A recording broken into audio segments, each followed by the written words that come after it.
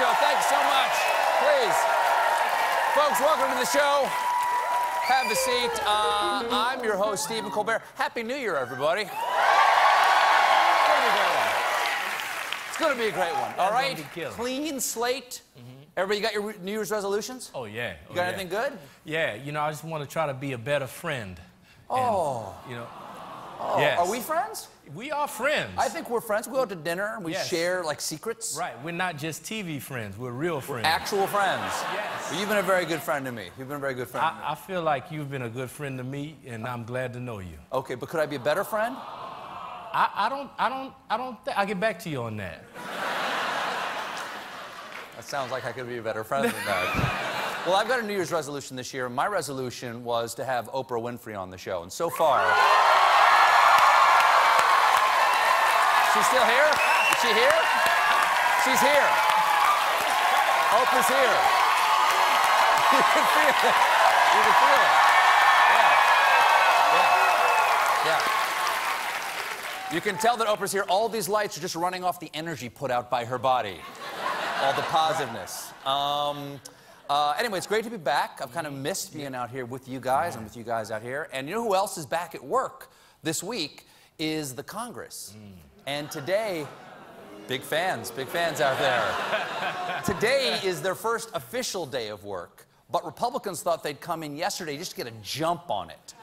Okay, they've got so much that they've promised to do. Defeat ISIS, cut taxes, fix our trade deals with China. So naturally, the first thing they did yesterday was eviscerate the Office of Congressional Ethics.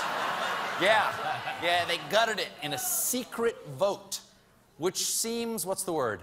Unethical? If only there was some office in Congress that could investigate that.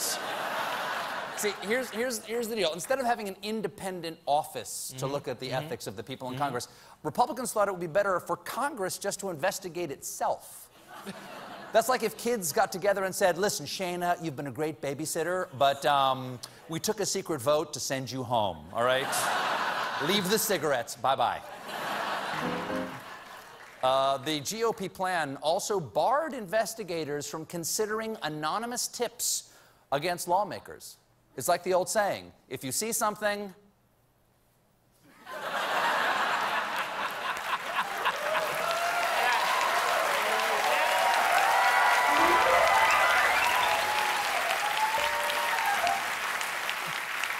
All of this seems kind of sketchy, right? Doesn't seem quite right. Strange. But the guy who came up with the plan, Virginia Congressman Bob Goodlatte, defended it, saying the Office of Congressional Ethics has a serious and important role in the House, and this amendment does nothing to impede their work. So it's not bad, which is why they did it in secret behind closed doors. That's where you do all the stuff you're most proud of. Like when you're a teenager and your mom walks in on you, Mom, please close the door, I'm being ethical in here. It's natural at my age to be ethical. I'm looking at my ethical magazines. Here's the switcheroo. They were supposed to vote on it today, but today House Republicans pulled the plan after Donald Trump criticized it in a tweet. Man. When Donald Trump calls you out for being unethical, that's a wake-up call. That is... That's not good. That's not good. That's like if Keith Richards told you to moisturize.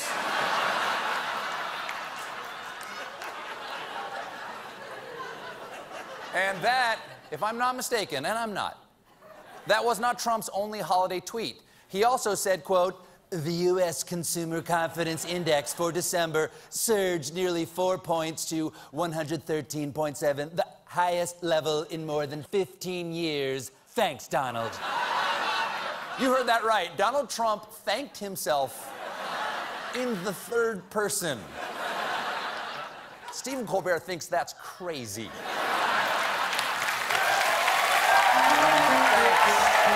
Thanks, Stephen. Thanks. Thanks, Stephen. You're welcome. And when was this? On New Year's? It was on New Year's Donald Trump tweeted this message of unity. Happy New Year to all, including my many enemies and those who have fought me and lost so badly they just don't know what to do. Love. Love. Love. Love. Love. That's right. That's right. In the holiday spirit, Donald Trump is loving his enemies. It reminds me of Jesus' famous tweet. Suck it, at Pontius Pilate. I rose from the dead. At the real Jesus is gonna live forever. Love.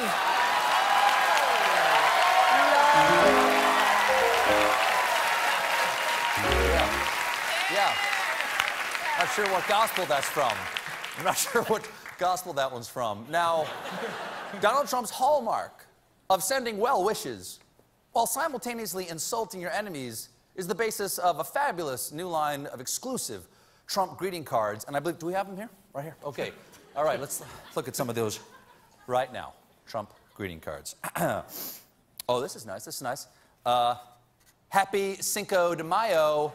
I'll take a taco ball, get out of the country. Love. Love. Spanish. How do you say love in Spanish? How do you say love in Spanish? More. What? More. Amor. Here's a good one. Oh, okay. I like this one. Here's a Trump card that says, condolences on the passing of your beloved husband. He was a loser anyway. I like spouses who don't die.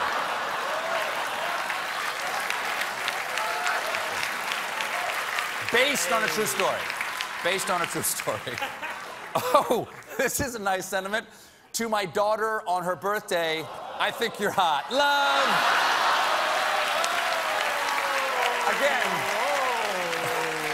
Again, based on a true story. Can't make this stuff up. Over the borderline. Oh, here's another sweet card.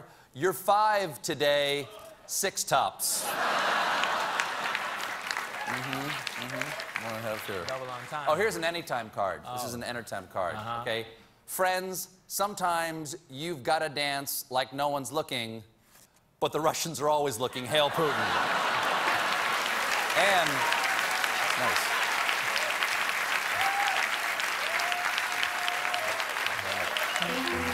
Those are for sale. Those are for sale.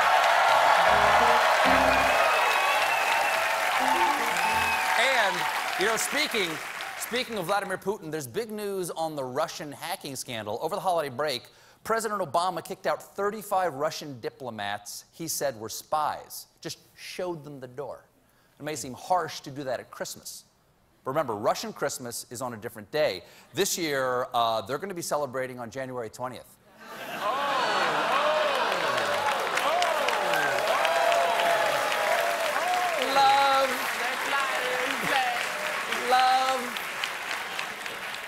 Putin responded to these deportations by doing something absolutely shocking, taking the high road. Because he not only declined to expel American diplomats from Russia, he also invited the children of U.S. diplomats in Russia to a New Year's Eve party in the Kremlin. So sweet. That's a really nice gesture. And, in fact, each child was given a holiday gift of a teddy bear with real moving eyes. It follows you around the room. Of course, President-elect Trump defended America by supporting Russia, tweeting, "Great move on delay by V. Putin. I always knew he was very smart." Mr. Trump, Putin is not the leader whose intelligence we've been questioning. We know he's smart.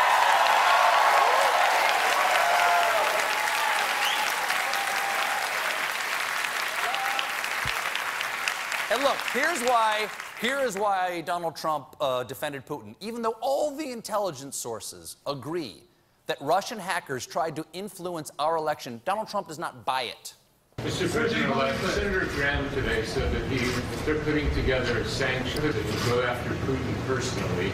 Would you back that? I don't know what he's doing. I haven't spoken to Senator Graham. I don't know. Haven't spoken to him. As you know, he ran against me. And I haven't spoken to him. You have to admit, he shocked the world. Nothing else to say. He shocked the world. Yes. Yes. He shocked the world. Not as shocking as Don King standing next to the future president. Why is he next to the commander-in-chief? Is Donald Trump gonna fight Floyd Mayweather or something? Is Trump gonna get a face tattoo and bite Lindsey Graham's ear off? I would watch that. Yeah. I would watch that on pay-per-view. Yeah.